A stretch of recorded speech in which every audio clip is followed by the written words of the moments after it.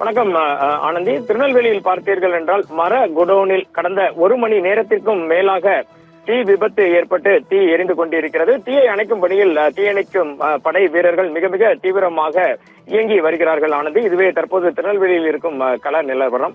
திருநெல்வேலி மாவட்டத்தில் அருகன்குளம் மாநகரத்தின் அருகில் உள்ள அருகன்குளம் பகுதியில் உள்ள முத்து என்பவருக்கு சொந்தமான பழைய மற்றும் புதிய மரப்பொருட்கள் சேகரித்து வைக்கும் குடோனில் 1 மணி நேரத்திற்கு முன்பாக பயங்கர தீ விபத்து ஏற்பட்டது. மின் கசிவு காரணமாக இந்த தீ விபத்து ஏற்பட்டதாக முதற்கட்ட தகவல்கள் தெரிய வந்துள்ளன.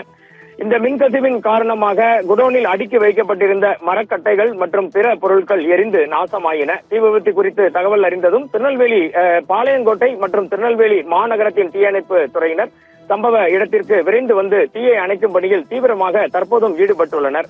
சுமார் 1.5 மணி நேரத்திற்கும் மேலாக தீயணைப்பு வீரர்கள் தீயை கட்டுப்படுத்த போராடி வருகின்றனர். தீயை கட்டுக்குள் கொண்டுவர பல்வேறு முயற்சிகள் மேற்கொள்ளப்பட்டு வருகிறது. இந்த சம்பவம் குறித்து தாளையத்து போலீசார் வழக்கு பதிவு செய்து விசாரணை மேற்கொண்டு வருகின்றனர். தீ விபத்திற்கான சரியான காரணம் இனிமேல் தான் தெரிய வரும். முதற்கட்ட தகவலாக மின் கசிவு காரணமாக இந்த விபத்து ஏற்பட்டிருக்கலாம் என தெரிய வருகிறது. தென்மேற்கு பருவமழை திருநெல்வேலியில் 1 வாரத்திற்கும் மேலாக பெய்த நிலையில் தற்போது கடந்த 4 நாட்களாக திருநெல்வேலியில் வெப்பநிலை 100 டிகிரிக்கும் அதிகமாக பதிவாகி வருகிறது ஆனந்தி. அதோடு காற்றும் பலமாக வீசுகிறது.